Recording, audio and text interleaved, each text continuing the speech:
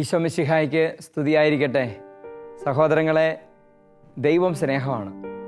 ഈശോ നമ്മളെ സ്നേഹിക്കുവാൻ വേണ്ടി, പിതാവിൻ്റെ സ്നേഹം നമുക്ക് പകർന്നു തരാൻ വേണ്ടി മാത്രം ഈ ലോകത്തിലേക്ക് ഇറങ്ങി വന്നതാണ്.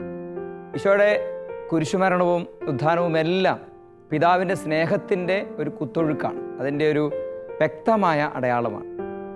ദൈവവചനത്തിലൂടെ മുഴുവൻ നമ്മൾ മനസ്സിലാക്കുന്നത് ദൈവസ്നേഹത്തിൻ്റെ ഒരു മഹാനദിയാണ്. അതുകൊണ്ട് തന്നെ ദൈവവചനത്തിലേക്ക് നമ്മൾ ആഴപ്പെടുന്നതനുസരിച്ച് നമ്മുടെ ജീവിതത്തിൻ്റെ സകല സാഹചര്യങ്ങളിലും കർത്താവിൻ്റെ സ്നേഹം കവിഞ്ഞൊഴുകും നമുക്ക് കാണാൻ പറ്റും. നമുക്കൊരു നിമിഷം കണ്ണുകൾ അടയ്ക്കാം. ഈ വചന ധ്യാനത്തിലേക്ക് പരിശുദ്ധാത്മാവ് നമ്മളെ ഒന്നിച്ച് ചേർക്കുമ്പോൾ കർത്താവിൻ്റെ സ്നേഹം അനുഭവിക്കുവാനും ജീവിതത്തിൻ്റെ എല്ലാ കൈപ്പേറിയ നിമിഷങ്ങളിലേക്കും ആത്മവെളിച്ചത്താൽ നമുക്ക് സ്വർഗീയ ദർശനത്തിൻ്റെ സഹായത്താൽ നന്മ കണ്ടെത്തുവാനും സാധിക്കട്ടെ എന്ന് പ്രാർത്ഥിക്കാം. കർത്താവെ, കേൾക്കുന്ന വചനങ്ങളെല്ലാം ഞങ്ങളുടെ ഹൃദയത്തിൻ്റെ ശക്തിയായി, ആത്മാവിൻ്റെ ബലമായി മാറട്ടെ. പരിശുദ്ധ അമ്മേ, സകല വിശുദ്ധരെ, മാലാഖമാരെ ഞങ്ങൾക്ക് വേണ്ടി പ്രാർത്ഥിച്ചുകൊണ്ടേയിരിക്കണമേ. പിതാവിൻ്റെയും പുത്രൻ്റെയും പരിശുദ്ധാത്മാവിൻ്റെയും നാമത്തിൽ ആമേൻ. സഹോദരങ്ങളെ, പലപ്പോഴും ഞാൻ തന്നെ പകച്ചു പോയിട്ടുള്ള ചില സാഹചര്യങ്ങളുണ്ട്. അതായത് ജീവിതത്തിൻ്റെ ചില പ്രതിസന്ധികളെയും ചില പ്രശ്നങ്ങളെയും ദൈവസ്നേഹത്തിൻ്റെ വെളിച്ചത്തിൽ കണ്ടെത്താൻ പറ്റാത്ത അനേകരെ കണ്ടുമുട്ടുന്നു. എനിക്ക് തന്നെ എൻ്റെ കഴിഞ്ഞ കാലങ്ങളിൽ ചിലപ്പോഴെങ്കിലും അങ്ങനത്തെ അനുഭവങ്ങൾ ഉണ്ടായിട്ടുണ്ട്. ഇങ്ങനെയുള്ള സാഹചര്യങ്ങളിൽ ദൈവം എവിടെയെന്നുള്ളതാണ് ചോദ്യം. ചില തകർച്ചകൾ, ചില വേദനകൾ, ചില സങ്കടങ്ങൾ എന്തുകൊണ്ട് കർത്താവ് എനിക്ക് അനുവദിക്കുന്നു എന്നുള്ളത് പലപ്പോഴും നമ്മളെ കൺഫ്യൂസ് ചെയ്യിക്കുന്ന ഒരു മേഖലയാണ്. വിശ്വാസത്തെ പോലും പലപ്പോഴും പിടിച്ചുലയ്ക്കുന്ന ഒരു ശക്തി അതിൻ്റെ ഉള്ളിലുണ്ട്. ഇതിനെക്കുറിച്ച് ധ്യാനിച്ചപ്പോൾ ഈശോ തന്ന തിരുവചനങ്ങൾ നമുക്ക് ഒന്ന് ഒരുമിച്ച് ധ്യാനിക്കാം. മക്കബായരുടെ പുസ്തകത്തിൽ 2-ാമത്തെ പുസ്തകം, അതിൻ്റെ 6-ാമത്തെ അധ്യായത്തിൻ്റെ 12 മുതലുള്ള തിരുവചനങ്ങൾ. മക്കബായരുടെ പുസ്തകം മുഴുവൻ നിങ്ങൾക്കറിയാവുന്നതുപോലെ ഏകദേശം മുഴുവൻ തന്നെ അന്നത്തെ വിശ്വാസികളുടെ കഷ്ടപ്പാടുകളുടെയും അനേകർ അവരുടെ മേൽ വിവിധങ്ങളായ രീതിയിൽ സഹനങ്ങളും തകർച്ചകളും കൊണ്ടുവന്നതിൻ്റെ ഒക്കെ ഒരു ചരിത്രമാണ്. അതെല്ലാം കൂടെ ഹ്രസ്വ രൂപത്തിൽ എഴുതി വെച്ചിരിക്കുന്നതാണ് മക്കബായരുടെ പുസ്തകം. ഈ പുസ്തകത്തെക്കുറിച്ച് പറയുകയാണ്, ഈ ഗ്രന്ഥം വായിക്കുന്നവർ, ഇതുപോലെ തകർച്ചയും വേദനയും വിശ്വാസിക്കുണ്ടാകുന്നതിനെക്കുറിച്ച് വായിക്കുന്നവർ വിപത്തുകളിൽ ഭഗ്നാശരാകരുത് എന്നും ഇത്തരം അനർത്ഥങ്ങൾ നമ്മുടെ നാശത്തിനല്ല, നമ്മുടെ ജനതയുടെ ശിക്ഷണത്തിനാണ് ഉദ്ദേശിക്കപ്പെട്ടിരിക്കുന്നത് എന്നും മനസ്സിലാക്കണമെന്ന് ഞാൻ അഭ്യർത്ഥിക്കുന്നു. അതായത് ജീവിതത്തിൻ്റെ തകർച്ചകളും വേദനകളും നമ്മളുടെ നാശത്തിന് വേണ്ടി ദൈവം തന്നതല്ല എന്നും, മറിച്ച് കർത്താവ് അത് നമ്മുടെ ശിക്ഷണത്തിന് വേണ്ടി നമുക്ക് വേണ്ടി ഒരുക്കി വെച്ചിട്ടുള്ളത് അല്ലെങ്കിൽ അനുവദിക്കുന്നതാണ് എന്നും നമ്മൾ തിരിച്ചറിയണം. സഹോദരങ്ങളെ, പലപ്പോഴും നമ്മളുടെ ചിന്ത കർത്താവിൻ്റെ ശിക്ഷയാണ് പലതെന്നാണ്. ദൈവം ശിക്ഷിക്കുന്നില്ല, ദൈവം സ്നേഹിക്കുന്ന ദൈവമാണ് എന്ന് പുത്രനായ യേശുക്രിസ്തു നമ്മളെ പഠിപ്പിച്ചിട്ടുണ്ട്. പുത്രനും ആരെയും വിധിക്കുന്നില്ല എന്ന് പുത്രൻ തന്നെ പറഞ്ഞിട്ടുണ്ട്. എങ്കിലും നമുക്ക് തകർച്ചകൾ ഉണ്ടാകുമ്പോൾ മനുഷ്യൻ്റേതായ ചില പശ്ചാത്തലങ്ങളിൽ വെച്ചൊക്കെ ശിക്ഷ എന്നതിനെ വിളിക്കുന്നെങ്കിൽ അത് തെറ്റാണ്. മറിച്ച് എന്താണ് യഥാർത്ഥത്തിൽ മനുഷ്യൻ്റെ സഹനത്തിന് പല കാരണങ്ങളുണ്ട്. അതിൽ ഒന്ന് മാത്രമാണ് നമ്മളിപ്പോൾ ധ്യാനിക്കാൻ പരിശ്രമിക്കുന്നത്. പല കാരണങ്ങളുണ്ടാവാം. അതിലൊന്ന് ഇവിടെ പറയുകയാണ്, നമുക്ക് ശിക്ഷണം തരാൻ വേണ്ടി പിതാവായ ദൈവത്തിൻ്റെ ഒരു പ്രത്യേക ഇടപെടലായിട്ട് നമ്മുടെ ജീവിതത്തിൻ്റെ പല വേദനകളെയും നമ്മൾ കാണണം. വീണ്ടും വചനം പറയുകയാണ്, 2 മക്കബായർ 6 അതിൻ്റെ 12 ഞാൻ വായിച്ചു. 13 മുതൽ, അധർമ്മികളെ ദീർഘകാലത്തേക്ക് തന്നിഷ്ടത്തിന് വിടാതെ തൽക്ഷണം ശിക്ഷിക്കുന്നത് യഥാർത്ഥത്തിൽ വലിയ കാരുണ്യത്തിൻ്റെ ലക്ഷണമാണ്. ഒരു വ്യക്തി അധർമ്മത്തിലേക്ക് പോകുന്നെങ്കിൽ, ചില വീഴ്ചകൾ ഉണ്ടാകുന്നെങ്കിൽ, അത് പെട്ടെന്ന് തിരുത്തുന്നത് ദൈവത്തിൻ്റെ കരുണയുടെ ഒരു അടയാളമാണ്. ഞാൻ നിങ്ങളോടൊരു ഉദാഹരണം പറയാം. ഇപ്പോൾ നിങ്ങൾ ഒത്തിരി സ്നേഹിക്കുന്ന ഒരു കുട്ടി, നിങ്ങളുടെ ഒരു കൊച്ചുകുട്ടിയാണെന്ന് വിചാരിക്കും, ഒരു 3, 4, 5 വയസ്സ് പ്രായമുള്ള കുട്ടി. പറഞ്ഞാൽ എല്ലാം നല്ലവണ്ണം മനസ്സിലാക്കാൻ പറ്റാത്ത, എന്നാൽ ജീവിതത്തിൻ്റെ ഗൗരവം മനസ്സിലാക്കാൻ പറ്റാത്ത പ്രായത്തിലുള്ള കുട്ടി. ആ കുട്ടി അമ്മ അവിടെ ഇരുന്ന് പച്ചക്കറി അരിയോ മറ്റോ അങ്ങനെ എന്തെങ്കിലും ചെയ്യുന്നത് കാണുമ്പോൾ ഇവനും അല്ലെങ്കിൽ ഇവൾക്കും ഒരു ആഗ്രഹം വരും, അമ്മയുടെ കൂട്ടത്തിൽ ചെയ്യണം. അപ്പോൾ അമ്മ എടുത്തിരിക്കുന്ന ഒരു കത്തി ഇവനും പോയി അല്ലെങ്കിൽ ഇവളും പോയി എടുത്തുകൊണ്ട് വരും. എന്നിട്ട് കൊണ്ടുവന്ന് വെച്ച് പയറോ അല്ലെങ്കിൽ പച്ചക്കറി എന്താണെങ്കിലും അത് അരിയാൻ വേണ്ടി അവനും പരിശ്രമിക്കും. അമ്മ പറയും, മോനെ ചെയ്യരുത്, കൈ മുറിയും. ഇപ്പോൾ കാരണം എന്താ, ഇവൻ്റെ വിരലും പച്ചക്കറി ഒരുപോലെ നീണ്ടിരിക്കുകയാണ്. മോനെ അത് ചെയ്യരുത്, മോളെ അത് ചെയ്യരുത്, കൈ മുറിയും. 2-3 പ്രാവശ്യം പറയും. 2-3 പ്രാവശ്യം പറഞ്ഞാലും കൊച്ചിനെ ശാഠ്യം വെച്ചിട്ട് എന്ത് ചെയ്യും, ഇതിനു വേണ്ടി കത്തിക്ക് വേണ്ടി അവിടെ കിടന്ന് ശാഠ്യം പിടിക്കുകയും ഇത് ചെയ്യണമെന്നുള്ള ഒരു കരച്ചിലും ബഹളോ. അതാണ് അവിടുത്തെ വീട്ടിലെ സീൻ. സഹോദരങ്ങളെ, 1, 2, 3, 4, 5 പറഞ്ഞിട്ട് ഒരു രക്ഷയില്ലെങ്കിൽ സാധാരണ അമ്മ എന്ത് ചെയ്യും, നല്ല ഒരെണ്ണങ്ങൾ പൊട്ടിക്കും. കൊച്ചു കാറിക്കൊണ്ട് അവിടുന്ന് വിട്ടുപോകും. കുറച്ച് കഴിയുമ്പോൾ പിന്നെ അമ്മ അതിനെ പോയി എടുത്ത് സ്നേഹിച്ച് കഴിയുമ്പോൾ അത് ശരിയാകും. പക്ഷേ ഇവിടെ ഈ അമ്മ ആ കുട്ടിയെ തല്ലിയത് അമ്മയ്ക്ക് ആ കുട്ടിയോട് വെറുപ്പുള്ളത് കൊണ്ടാണോ, ദേഷ്യമുള്ളത് കൊണ്ടാണോ, അമ്മയ്ക്ക് ആ കുട്ടിയോട് ഒട്ടും സ്നേഹമില്ലാത്തത് കൊണ്ടാണോ എന്ന് നമ്മൾ സ്വയം ചോദിക്കേണ്ടത്. അതായത് നമ്മുടെ ജീവിതത്തിൽ, അനുദിന ജീവിതത്തിൽ നമ്മൾ കണ്ടെത്തുന്ന ഒരു കാര്യമാണത്. അങ്ങനെ സംഭവിക്കുന്ന അമ്മ അത് ചെയ്യുന്ന, അല്ലെങ്കിൽ അപ്പൻ അത് ചെയ്യുന്നത് ആ കുട്ടിക്ക് അപകടം ഉണ്ടാകാതിരിക്കാൻ വേണ്ടിയാണ്. കൊടുക്കുന്ന അടിയേക്കാളും ഗുരുതരമായ വേദനയും അപകടവും ആ കുട്ടിക്ക് ആ പ്രവൃത്തിയിലൂടെ ഉണ്ടാകാൻ പോകുന്നു. അതുകൊണ്ട് പലവട്ടം പറഞ്ഞിട്ട് ശരിയാകാത്ത കൊച്ചിനിട്ട് ഒരടി കൊടുത്ത് ചെറിയൊരു വേദന അനുവദിച്ചാൽ ആ വേദനയിലൂടെ വരാനിരിക്കുന്ന വലിയൊരു അപകടത്തെ, വലിയൊരു വേദനയെ ഓവർകം ചെയ്തു പോകാൻ പറ്റും. അത് സംഭവിക്കാതിരിക്കാൻ പറ്റും. ഇതാണ് സ്നേഹമുള്ള അപ്പൻ്റെ, സ്നേഹമുള്ള അമ്മയുടെ കുഞ്ഞിനോടുള്ള ഇടപെടൽ. ഇത് തന്നെയാണ് പിതാവായ ദൈവം നമ്മളോട് ചെയ്യുന്നത് എന്നാണ് ദൈവത്തിൻ്റെ തിരുവചനം പറയുന്നത്. അധർമ്മികളെ ദീർഘകാലത്തേക്ക് തന്നിഷ്ടത്തിന് വിടാതെ തൽക്ഷണം ശിക്ഷിക്കുന്നത് യഥാർത്ഥത്തിൽ വലിയ കാരുണ്യത്തിൻ്റെ ലക്ഷണമാണ്. വലിയ കാരുണ്യത്തിൻ്റെ ലക്ഷണം. എന്നിട്ട് പറയുകയാണ്, നമ്മൾ പാപപാരമ്യത്തിലെത്തി പ്രതികാരത്തിന് പാത്രമാകാതിരിക്കാൻ വേണ്ടിയാണ് കർത്താവ് ഇത് ചെയ്യുന്നത്. ഒരു വ്യക്തി ദൈവഹിതത്തിന് വിപരീതമായി ജീവിക്കുന്നെങ്കിൽ ആ ഒരു സാഹചര്യം, ഞാൻ നേരത്തെ പറഞ്ഞു സഹനത്തിന് പല കാരണങ്ങളുണ്ട്, അതിലൊരൊറ്റ കാരണമാണ് ഞാൻ പറയുന്നത്. അതിൽ ഒരു ദൈവഹിതത്തിന് വിപരീതമായി ജീവിക്കുന്ന ഒരു വ്യക്തിയുടെ ജീവിതത്തിൽ ഉണ്ടാകുന്ന സഹനങ്ങളാണെങ്കിൽ പോലും അതിനെ വീഴ്ചകളെന്നോ തകർച്ചകളെന്നോ ഞെരുക്കങ്ങളെന്നോ ഒക്കെ വിളിക്കാം. അങ്ങനെയുള്ള സാഹചര്യത്തിൽ പോലും ദൈവത്തിൻ്റെ ക്രോധമല്ല, ദൈവത്തിൻ്റെ ശാപവും ശിക്ഷയും അല്ല, മറിച്ച് ദൈവത്തിൻ്റെ സ്നേഹമാണ് അതിൻ്റെ പിന്നിലുള്ളത് എന്ന് നമ്മൾ മനസ്സിലാക്കണം. ഇവിടെ വചനം പറയുകയാണ്, പാപപാരമ്യത്തിലെത്തി നമ്മൾ പ്രതികാരത്തിന് പാത്രമാകാതിരിക്കാനാണ് കർത്താവ് ഇങ്ങനെ ചെയ്യുന്നത്. അവിടുന്ന് തൻ്റെ കാരുണ്യം ഒരിക്കലും നമ്മളിൽ നിന്ന് പിൻവലിക്കുകയില്ല. ഇവിടെ ദൈവത്തിൻ്റെ തിരുവചനത്തിൽ ജോബിൻ്റെ പുസ്തകം 36-ാമത്തെ അധ്യായം നമുക്ക് തരുന്ന വലിയ ഒരു ഉൾക്കാഴ്ച ഇതിനോട് ചേർന്ന് പോകുന്നതാണ്. ജോബ് 36-ന്റെ 8 മുതൽ 12 വരെ തിരുവചനങ്ങൾ നിങ്ങളൊന്ന് വായിച്ച് ധ്യാനിക്കുന്നത് നല്ലതാണ്. വചനം ഇങ്ങനെയാണ് പറയുന്നത്, അവർ ചങ്ങലകളാൽ ബന്ധിക്കപ്പെടുകയും പീഡാപാശങ്ങളിൽ കുടുങ്ങുകയും ചെയ്യുമ്പോൾ അവിടുന്ന് അവരുടെ പ്രവൃത്തികളും അഹങ്കാര നിമിത്തമുണ്ടായ പാപങ്ങളും അവർക്ക് വെളിപ്പെടുത്തുന്നു. ചില തകർച്ചകൾ, പീഡാപാശങ്ങൾ, പീഡയുടെ വൻ കയറ് വെച്ച് വരിഞ്ഞു മുറുക്കപ്പെടുമ്പോൾ, പലതരം പീഡകൾ ഉണ്ടാകുമ്പോൾ, അതുപോലെ ചങ്ങലകളാൽ ബന്ധിക്കപ്പെടുമ്പോൾ എന്ന് പറഞ്ഞാൽ വ്യത്യസ്തങ്ങളായ വേദനകളുടെയും ഞെരുക്കങ്ങളുടെയും കടബാധ്യത, അങ്ങനെ പല കാര്യങ്ങളിൽ ചങ്ങലകളാൽ ബന്ധിക്കപ്പെടുകയും ചെയ്യുമ്പോൾ ദൈവം അവിടുന്ന് അവരുടെ പ്രവൃത്തികളും അഹങ്കാര നിമിത്തമുണ്ടായ പാപങ്ങളും അവർക്ക് വെളിപ്പെടുത്തുന്നു. താൻ എവിടെയാണ് നിൽക്കുന്നത്, തൻ്റെ ജീവിതത്തിൻ്റെ അഹങ്കാരം കൊണ്ട് ദൈവത്തെ മറന്നത് എങ്ങനെയാണ് എന്ന് തിരിച്ചറിയാനുള്ളൊരു ഉൾവിളി അവർക്ക് കൊടുക്കുന്നു എന്നാണ് ദൈവത്തിൻ്റെ തിരുവചനം നമ്മളെ പഠിപ്പിക്കുന്നത്.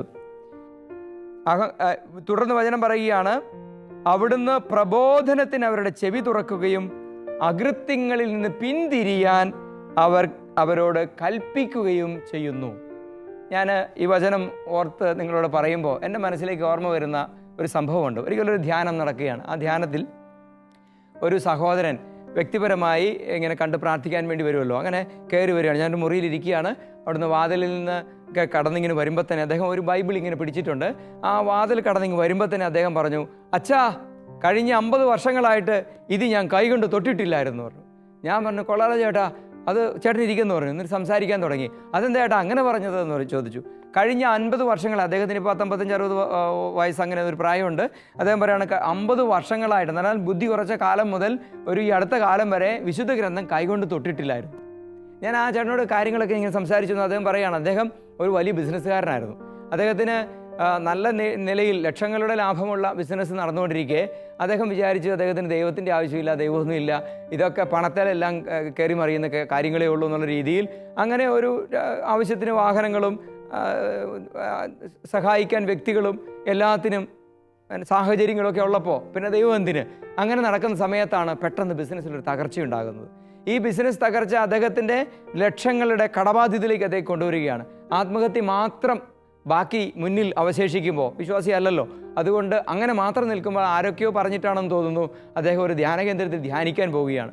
അവിടെ ധ്യാനിച്ച് ദൈവത്തിൻ്റെ തിരുവചനം കേട്ട് കാര്യങ്ങളെക്കുറിച്ച് മനസ്സിലാക്കി അദ്ദേഹം സത്യദൈവത്തിൻ്റെ സ്വരം എന്താണെന്ന് മനസ്സിലാക്കി ജീവിതത്തിൻ്റെ പാളിച്ചകളെ തിരിച്ചറിഞ്ഞു കഴിഞ്ഞപ്പോൾ പ്രിയ സഹോദരങ്ങളെ, അദ്ദേഹം ദൈവവചനത്തെ മറ്റെന്തിനേക്കാളും കൂടുതൽ സ്നേഹിക്കാൻ തുടങ്ങി. ഇദ്ദേഹം എൻ്റെ അടുത്തേക്ക് കയറി വരുമ്പോൾ അത് എൻ്റെ അടുത്ത് വരുന്നത് വളർച്ചാ ധ്യാനത്തിനാണ്. അതായത് അദ്ദേഹം പല ധ്യാനങ്ങളൊക്കെ പങ്കെടുത്തതിന് ശേഷം അത്യാവശ്യം വചനമൊക്കെ പറയാൻ തുടങ്ങുന്ന ഒരു സാഹചര്യത്തിൽ എത്തിയപ്പോഴാണ് ഒരു വളർച്ചാ ധ്യാനത്തിനാണ് അദ്ദേഹം വരുന്നത്.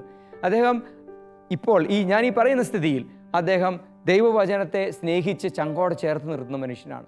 ഇദ്ദേഹം പറയുകയാണ്, എൻ്റെ ജീവിതത്തിൽ ദൈവമില്ല എന്നും ദൈവം വേണ്ട എന്നും ചിന്തിച്ചൊരു കാലം, ആ കാലത്തെ മാറ്റിമറിച്ചത് എൻ്റെ ഒരു തകർച്ചയാണ്. ഇതാണ് സങ്കീർത്തനം 119:71 പറയുന്നത്, കർത്താവേ, ദുരിതങ്ങൾ എനിക്ക് ഉപകാരമായി, എന്തെന്നാൽ അങ്ങയുടെ ചട്ടങ്ങൾ ഞാൻ അഭ്യസിച്ചുവല്ലോ. യേശയ്യാ പ്രവചനത്തിൽ 38-ാമത്തെ അധ്യായത്തിൻ്റെ 17-ാമത്തെ തിരുവചനത്തിലും ഇത് തന്നെ പറയുന്നുണ്ട്. അവിടെ ഹെസക്കിയ രാജാവ് പറയുകയാണ്, എൻ്റെ കഠിനവേദന എൻ്റെ നന്മയ്ക്കു വേണ്ടിയായിരുന്നു, എൻ്റെ കഠിനവേദന എൻ്റെ നന്മയ്ക്കു വേണ്ടിയായിരുന്നു. അങ്ങ് എൻ്റെ സകല പാപങ്ങളും അങ്ങയുടെ പിന്നിൽ എറിഞ്ഞു കളഞ്ഞുകൊണ്ട് നാശത്തിൻ്റെ കുഴിയിൽ നിന്ന് എൻ്റെ ജീവനെ രക്ഷിച്ചിരിക്കുന്നു. എൻ്റെ സകല പാപങ്ങളും അങ്ങയുടെ പിന്നിൽ എറിഞ്ഞു കളഞ്ഞുകൊണ്ട് നാശത്തിൻ്റെ കുഴിയിൽ നിന്ന് എൻ്റെ ജീവനെ രക്ഷിക്കാൻ വേണ്ടിയാണ് എനിക്ക് ദുരിതങ്ങൾ അങ്ങ്, എൻ്റെ കഠിന വേദന അങ്ങ് എനിക്ക് അനുവദിച്ചത്. അദ്ദേഹത്തിന് ഒരു പ്രത്യേക രോഗമുണ്ടായെന്നും യേശയ്യ അദ്ദേഹത്തോട് ദൈവത്തിൻ്റെ കൽപ്പന പ്രകാരം ഒരുങ്ങിക്കൊള്ളുക, നിൻ്റെ വീട്ടുകാര്യങ്ങൾ ക്രമപ്പെടുത്തിക്കൊള്ളുക, നീ തീർച്ചയായും മരിക്കും, സുഖപ്പെടുകയില്ല എന്നുമൊക്കെ പറയുന്നതാണ് 38-ാമത്തെ അധ്യായത്തിൻ്റെ ആദ്യ ഭാഗം. അതിനുശേഷം വീണ്ടും വന്ന് അദ്ദേഹത്തിന് സങ്കടവും കണ്ണുനീരും കണ്ട് അദ്ദേഹത്തിന് രോഗസൗഖ്യം കൊടുക്കുകയും ഈ രോഗസൗഖ്യം ലഭിച്ചതിന് ശേഷം ഹെസക്കിയ രാജാവ് പറയുന്ന ഭാഗമാണ് നമ്മളിപ്പോൾ വായിച്ചു കേട്ടത്. സഹോദരങ്ങളെ, അദ്ദേഹത്തിൻ്റെ ഒരു തിരിച്ചറിവ് ഉണ്ടാകുകയാണ്, എൻ്റെ കഠിന വേദന എൻ്റെ അനുഗ്രഹത്തിൻ്റെ, എൻ്റെ നാശത്തിനല്ല മറിച്ച് എൻ്റെ അനുഗ്രഹത്തിൻ്റെ ഒരു വഴിയായിരുന്നു. അതുകൊണ്ടാണ് നമ്മൾ നേരത്തെ വായിച്ചു കേട്ട ജോബിൻ്റെ പുസ്തകത്തിൽ 36:8-9 ഞാൻ നേരത്തെ വായിച്ചത്. അവിടെ പറയുന്നത്, അവിടുന്ന് പ്രബോധനത്തിന് അവരുടെ ചെവി തുറക്കുകയും അകൃത്യങ്ങളിൽ നിന്ന് പിന്തിരിയാൻ അവരോട് കൽപ്പിക്കുകയും ചെയ്യുന്നു. ഇങ്ങനെ തുടർന്ന് വചനം പറയുകയാണ്, 11-ാമത്തെ തിരുവചനം, അവർ ദൈവത്തിൻ്റെ ഈ സ്വരം ശ്രവിക്കുകയും അവർ അത് ശ്രവിക്കുകയും അവിടുത്തെ ശുശ്രൂഷിക്കുകയും ചെയ്താൽ അവരുടെ ദിനങ്ങൾ ഐശ്വര്യത്തിലും അവരുടെ വത്സരങ്ങൾ ആനന്ദത്തിലും പൂർത്തിയാകും. പ്രിയ സഹോദരങ്ങൾ, അപ്പോൾ നോക്കിക്കേ, നമുക്ക് എന്തുകൊണ്ട് കർത്താവ് ചില വേദനകൾ അനുവദിക്കുന്നു? എല്ലാത്തിൻ്റെയും കാര്യമല്ല കേട്ടോ. കൊച്ചുത്രേസ്യ പുണ്യവതിയുടെ സഹനം, അൽഫോൻസാമയുടെ സഹനം, അനേക വിശുദ്ധരുടെ സഹനം വിശുദ്ധിയിൽ നിന്ന് വിശുദ്ധിയിലേക്കുള്ള വളർച്ചയാണ്. അതിനെ അല്ല ഇപ്പോൾ നമ്മൾ ധ്യാനിക്കുന്നത്. നമ്മളിപ്പോൾ ധ്യാനിക്കുന്നത് സാധാരണക്കാരൻ, ഒരു പക്ഷേ ദൈവത്തിൻ്റെ വഴിയിൽ നടക്കാത്തവൻ, അവൻ്റെ ജീവിതത്തിൽ വേദനകൾ ഉണ്ടാകുമ്പോൾ അതിനെ ശാപമെന്നും ശിക്ഷയെന്നും പറഞ്ഞ് ഭയന്ന്, അല്ലെങ്കിൽ അങ്ങനെ അതിനെക്കുറിച്ച് നെഗറ്റീവായി ചിന്തിച്ച് മറ്റുള്ളവരിൽ നിന്ന് അങ്ങനെ കേട്ട് ദൈവത്തിൽ നിന്ന് അകലുന്നതിനെക്കുറിച്ച്, അങ്ങനെ അകലാതിരിക്കാൻ ദൈവസ്നേഹം എങ്ങനെ കണ്ടെത്തണം എന്നതിനെക്കുറിച്ചാണ് നമ്മളിപ്പോൾ ധ്യാനിക്കുന്നത്. സഹോദരങ്ങളെ, അവിടെ പറയുകയാണ്, കർത്താവ് പീഡാപാശങ്ങൾ അനുവദിച്ച്, ചില ഞെരുക്കങ്ങൾ അനുവദിച്ച്, അവൻ്റെ അഹങ്കാരവും അഹങ്കാര നിമിത്തമുണ്ടായ പാപപ്രവൃത്തികളും തിരിച്ചറിവ് കൊടുത്ത് അവൻ്റെ ചെവി പ്രബോധനത്തിന് വേണ്ടി, പ്രവാചക ശബ്ദത്തിന് വേണ്ടി തുറന്നു കൊടുത്ത് അങ്ങനെ അവനെ ഒന്ന് ഒരുക്കുകയാണ് സഹനത്തിലൂടെ, ചില തകർച്ചകളിലൂടെ. അതുകൊണ്ട് തന്നെ നമ്മുടെ ജീവിതം, നമ്മൾ എത്ര വിശുദ്ധരായിക്കൊള്ളട്ടെ, എത്ര നീതിമാനാണെന്ന് നമ്മൾ വിചാരിച്ചുകൊള്ളട്ടെ, എങ്കിലും ജീവിതത്തിൽ ഒരു തകർച്ചയുണ്ടാകുമ്പോൾ കർത്താവിന് മുൻപിൽ പോയിരുന്നു ചോദിക്കണം, കർത്താവെ, ഒരിത്തിരിയെങ്കിലും ഞാൻ അങ്ങയുടെ വഴി വിട്ടു പോയിട്ടുണ്ടോ? അങ്ങയുടെ വഴിയിലല്ലാതെ ഞാൻ നടന്നിട്ടുണ്ടോ? ഉണ്ടെങ്കിൽ എനിക്കത് വെളിപ്പെടുത്തി തരണമേ എന്ന് പറയണം. പ്രിയ സഹോദരങ്ങളെ, ഒട്ടനവധി വിശുദ്ധരുണ്ടായിരിക്കുന്നത് ഒരു ജനനത്തിൽ കിട്ടിയ അല്ലെങ്കിൽ മാമോദീസയിൽ കിട്ടിയ അതേ വിശുദ്ധിയുടെ പരിപൂർണതയിൽ മരണം വരെ ജീവിച്ചത് കൊണ്ടല്ല എന്ന് നമ്മൾ തിരിച്ചറിയണം. ഫൗസ്തീനമ്മ പുണ്യവതി, കൊച്ചുത്രേസ്യ പുണ്യവതി, അൽഫോൻസാമ്മ പുണ്യവതി, വിശുദ്ധ പാദ്രി പിയോ, അങ്ങനെ ധാരാളം വിശുദ്ധർ മാമോദിസയിൽ കിട്ടി പ്രസാദവരം നഷ്ടപ്പെടുത്താതിരിക്കാൻ പരമാവധി പരിശ്രമിച്ച് വിശുദ്ധിയിൽ ജീവിച്ച് വിശുദ്ധരായവരാണ്. എന്നാൽ മറ്റു പലരും, ഉദാഹരണത്തിന് വിശുദ്ധ അഗസ്തീനോസ് പുണ്യാളൻ, വിശുദ്ധ കമില്ലസ്, അച്ഛൻ്റെ സഭാസ്ഥാപന വിശുദ്ധ കമില്ലസ്, അങ്ങനെ ധാരാളം വിശുദ്ധർ, ഒരു പക്ഷേ കുറച്ചൊക്കെ അമ്മ ത്രേസ്യ പുണ്യവതിയും കുറച്ചൊക്കെ വിശുദ്ധ ഫ്രാൻസിസ് അസീസിയും ഒക്കെ ദൈവത്തിൻ്റെ വഴികളിൽ നിന്ന് മാറിപ്പോയവരാണ്. അവർ ദൈവത്തിൻ്റെ വഴികളിൽ നിന്ന് മാറിപ്പോയത് കൊണ്ട് ദൈവം അവരെ ശിക്ഷിക്കുകയും നശിപ്പിക്കുകയും അല്ല ചെയ്തത് എന്ന് നമ്മൾ തിരിച്ചറിയണം. ഇതാണ് നമ്മുടെ പ്രത്യാശ. ദൈവത്തിൻ്റെ വഴികളിൽ നിന്ന് മാറിപ്പോകുവാൻ ഒരുപക്ഷെ മനുഷ്യൻ്റെ ഈ മണ്ണിൻ്റെ സ്വഭാവത്തിന് എപ്പോഴും ഒരു ചായ്വുണ്ട്. ദൈവം നമ്മൾ എന്തിൽ നിന്ന് സൃഷ്ടിക്കപ്പെട്ടിരിക്കുന്നു എന്ന് കർത്താവ് അറിയുന്നു എന്ന് ദൈവത്തിൻ്റെ തിരുവചനം നമ്മളെ പഠിപ്പിക്കുന്നുണ്ട്, സങ്കീർത്തനം. അതുകൊണ്ട് തന്നെ സഹോദരങ്ങളെ, നമ്മൾ മനസ്സിലാക്കേണ്ട ഒരു യാഥാർത്ഥ്യം, നമ്മുടെ ജീവിതത്തിൽ വീഴ്ചകൾ വന്നു എന്നത് തന്നെ അതിനാൽ തന്നെ നമ്മുടെ നാശത്തിന് കാരണമല്ല. നമ്മുടെ ജീവിതത്തിൽ തകർച്ചകളുണ്ടായി പാപം സംഭവിച്ചു എന്നതുകൊണ്ട് തന്നെ ദൈവം നമ്മളെ ശിക്ഷിക്കുകയും നശിപ്പിക്കുകയും ചെയ്യുന്നില്ല. എങ്കിലും ചില സാഹചര്യങ്ങളിൽ കർത്താവ് ചില സഹനങ്ങൾ, ചില തകർച്ചകൾ നമ്മുടെ ജീവിതത്തിൽ അനുവദിക്കുന്നുണ്ട്. വാക്കുകൾ ശ്രദ്ധിക്കണേ. ചില തകർച്ചകൾ, ചില സഹനങ്ങൾ കർത്താവ് നമ്മുടെ ജീവിതത്തിൽ അനുവദിക്കുന്നത് ഒരു തിരിഞ്ഞുനോട്ടത്തിനുള്ള സാഹചര്യമായിരിക്കാം. അത് ശിക്ഷണത്തിന് വേണ്ടിയാണ് നമ്മൾ സഹിക്കേണ്ടത് എന്ന് ഹെബ്രായർക്ക് എഴുതപ്പെട്ട ലേഖനത്തിൽ ദൈവത്തിൻ്റെ തിരുവചനം 12-ാമത്തെ അധ്യായത്തിൽ വളരെ വ്യക്തമായി പഠിപ്പിക്കുകയാണ്. നമ്മളുടെ ചില സഹനങ്ങളെ നമ്മൾ എങ്ങനെ കാണണം? ശിക്ഷണത്തിന് വേണ്ടിയാണ് ഞങ്ങൾ സഹിക്കേണ്ടത്. ഹെബ്രായർ 12-4 മുതലുള്ള തിരുവചനങ്ങൾ നിങ്ങൾ വായിച്ചാൽ അതിൽ 5-ാമത്തെ തിരുവചനം പറയുകയാണ്, നിങ്ങളെ പുത്രന്മാരെന്ന് അഭിസംബോധന ചെയ്തുകൊണ്ടുള്ള ആ ഉപദേശം നിങ്ങൾ മറന്നുപോയോ? എൻ്റെ മകനെ, കർത്താവിൻ്റെ ശിക്ഷണത്തെ നീ നിസാരമാക്കരുത്. അവൻ ശാസിക്കുമ്പോൾ നീ നഷ്ടധൈര്യൻ ആകുകയും അരുത്. താൻ സ്നേഹിക്കുന്നവന് കർത്താവ് ശിക്ഷണം നൽകുന്നു. താൻ സ്നേഹിക്കുന്നവന് കർത്താവ് ശിക്ഷണം നൽകുന്നു. ഞാൻ ആദ്യം പറഞ്ഞ ഉദാഹരണമില്ലേ, ചെറിയ കൊച്ച് കത്തിയെടുത്തുകൊണ്ട് പോകുന്നത്. ഏതെങ്കിലും ഒരു കുട്ടി എവിടെയെങ്കിലും കിടക്കുന്ന ഒരാളാണെങ്കിൽ, നമുക്കൊരു ബന്ധമില്ലാത്തതാണെങ്കിൽ അതെന്തെങ്കിലും ചെയ്യട്ടെ എന്നൊരു പക്ഷേ ചിന്തിച്ചേക്കാം. അങ്ങനെ പോലും ചിന്തിക്കുക എന്നുള്ളത് മാനുഷികമല്ല. പക്ഷേ അങ്ങനെ ചിലപ്പോൾ ചിന്തിച്ചേക്കാം. പക്ഷേ നമ്മൾ സ്നേഹിക്കുന്ന ഒരു കുട്ടി, നമ്മൾ കരുതുന്ന ഒരു കുട്ടിക്കാണ് അത് സംഭവിക്കുന്നതെങ്കിൽ പെട്ടെന്ന് നമ്മൾ ഇടപെടും, ചെറിയൊരു ശിക്ഷണം കൊടുക്കും.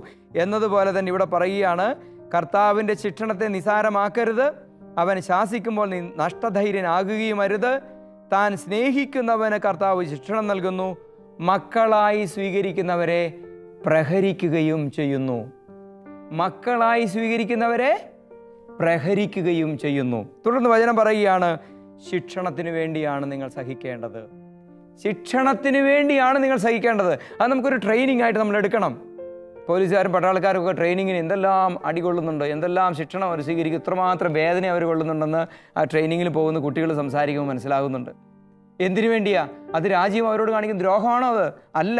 അത് അവരെ ഒരുക്കുകയാണ്. ഒരു നല്ല പട്ടാളക്കാരനാകാൻ, നല്ലൊരു പോലീസുകാരനാകാൻ, എല്ലാ പ്രതിസന്ധികളിലും പിടിച്ചു നിൽക്കുന്ന, രാജ്യത്തിന് വേണ്ടി യുദ്ധം ചെയ്ത് മരിക്കാൻ പോലും തയ്യാറാകുന്ന ഒരു പട്ടാളക്കാരനാകുവാൻ വേണ്ടി രാജ്യം അവരെ ഒരുക്കുകയാണ്. അത് ശിക്ഷണ രീതികളാണ്, ട്രെയിനിങ്ങിൻ്റെ ഭാഗമാണത്. എന്നതുപോലെ തന്നെ നല്ല വിശുദ്ധ പടയാളികളായി തീരാൻ, സ്വർഗത്തിൻ്റെ പടയാളികളായി നമ്മൾ തീരാൻ, നമ്മളുടെ വഴിവിട്ട വഴികൾ ഏതെങ്കിലും ഉണ്ടെങ്കിൽ അത് മാറി ദൈവത്തിൻ്റെ വഴികളിലേക്ക് വരാൻ കർത്താവ് നമ്മളെ ഒരുക്കുന്ന മാർഗങ്ങളാണ് നമ്മളുടെ ചില സഹനങ്ങൾ, ചില തകർച്ചകൾ, ചില വേദനകൾ എന്ന് നമ്മൾ തിരിച്ചറിയണം. ശിക്ഷണത്തിന് വേണ്ടിയാണ് നിങ്ങൾ സഹിക്കേണ്ടത്. മക്കളോടെന്നതുപോലെ ദൈവം നിങ്ങളോട് പെരുമാറുന്നു. മക്കളോടെന്നതുപോലെ ദൈവം നിങ്ങളോട് പെരുമാറുന്നു. വീണ്ടും വചനം പറയുന്നു, പിതാവിൻ്റെ ശിക്ഷണം ലഭിക്കാത്ത ഏത് മകനാണുള്ളത്? പിതാവിൻ്റെ ശിക്ഷണം ലഭിക്കാത്ത ഏത് മകളാണുള്ളത്? അപ്പനാണെങ്കിൽ അപ്പൻ ശിക്ഷണം കൊടുത്തിരിക്കും. താലോലിച്ച് വഷളാക്കുന്നവൻ, സത്യത്തിൽ കൊച്ചിനെ താലോലിച്ച് വഷളാക്കുന്നവൻ യഥാർത്ഥത്തിൽ അപ്പനോ അമ്മയോ അല്ല. അത് ഉത്തരവാദിത്വബോധമില്ലാത്ത പാരൻ്റ്ഹുഡാണത്. എന്നാൽ യഥാർത്ഥ അപ്പൻ, യഥാർത്ഥ അമ്മ മക്കൾ വഴിതെറ്റുമ്പോൾ അവർക്ക് ശിക്ഷണം നൽകുന്നു. എന്നിട്ട് വചനം ചങ്കിക്കൊള്ളുന്നൊരു വർത്താനം പറയുകയാണ് പരിശുദ്ധാത്മാവോടെ. എന്താണെന്നറിയാമോ? വചനം പറയുകയാണ്, എല്ലാവർക്കും ലഭിക്കുന്ന ശിക്ഷണം നിങ്ങൾക്ക് ലഭിക്കാതിരുന്നാൽ നിങ്ങൾ മക്കളല്ല, ജാരസന്തതികളാണ്. ഹെബ്രായർ 12:8. എല്ലാവർക്കും ലഭിക്കുന്ന ശിക്ഷണം നിങ്ങൾക്ക് ലഭിക്കാതിരുന്നാൽ നിങ്ങൾ മക്കളല്ല, വല്ലോനും പിറന്നതാണെന്ന്. ജാരസന്തതി എങ്ങനെയോ ഉണ്ടായതാണെന്ന്. ഇതിനേക്കാളും കൂടുതൽ നാണം കെട്ട ഒരു വാക്ക് കേൾക്കാനുണ്ടോ സഹോദരങ്ങളെ? അപ്പോൾ നമ്മൾക്ക് സഹനങ്ങളോ വിഷമങ്ങളോ ദൈവികമായ ചില ശിക്ഷണ രീതികളോ നമുക്കില്ലാതെ നമ്മളങ്ങോട്ട് കൂളായിട്ട് ജീവിക്കുന്നെങ്കിൽ ജാരസന്തതികൾ യഥാർത്ഥത്തിൽ ദൈവമക്കളല്ല. എന്നാൽ 1 യോഹന്നാൻ 3:1 വചനം പറയുന്നു, കണ്ടാലും എത്ര വലിയ സ്നേഹമാണ് ദൈവം നമ്മോട് കാണിച്ചിരിക്കുന്നത്. ദൈവമക്കൾ എന്ന് നാം വിളിക്കപ്പെടുന്നു. നാം അങ്ങനെയാണ് താനും. സഹോദരങ്ങളെ, നമ്മൾ ദൈവമക്കൾ എന്ന് വിളിക്കപ്പെടുക മാത്രമല്ല, നമ്മൾ ദൈവത്തിൻ്റെ യഥാർത്ഥ മക്കളാണ്. അതുകൊണ്ട് എന്തു ചെയ്യണം? അതുകൊണ്ട് ജീവിതത്തിൻ്റെ സഹനങ്ങളെ കർത്താവിൻ്റെ സതുദ്ദേശപരമായ സ്നേഹനിർഭരമായ ഇടപെടലുകളും ശിക്ഷണ രീതികളുമായി കണ്ട് കർത്താവിനോട് കൂടുതൽ ചേർന്ന് നിൽക്കണം. പരിശുദ്ധാത്മാവ് നമ്മളെ സഹായിക്കട്ടെ. നമുക്ക് പ്രാർത്ഥിക്കാം. കർത്താവേ, അങ്ങയുടെ കാരുണ്യത്തിൻ്റെ പ്രകടനമായ ജീവിതത്തിൻ്റെ അനേക വേദനകളെ തിരിച്ചറിഞ്ഞ് ജീവിതത്തെ ക്രമീകരിക്കുവാൻ, ചിട്ടപ്പെടുത്തുവാൻ ഞങ്ങളെ സഹായിക്കണമേ. ശിക്ഷണത്തിന് വേണ്ടി വേദനകളെ സ്വീകരിക്കുവാനും വിശുദ്ധിയിലേക്ക് വളരുവാനും ഞങ്ങളെ ശക്തിപ്പെടുത്തണമേ എന്ന് ഞങ്ങൾ പ്രാർത്ഥിക്കുന്നു. പരിശുദ്ധ അമ്മേ മാതാവേ, സകല വിശുദ്ധരെയും മാലാഖമാരെ ഞങ്ങൾക്ക് വേണ്ടി അപേക്ഷിക്കണമേ. പിതാവിൻ്റെയും പുത്രൻ്റെയും പരിശുദ്ധാത്മാവിൻ്റെയും നാമത്തിൽ ആമേൻ. Ave Maria.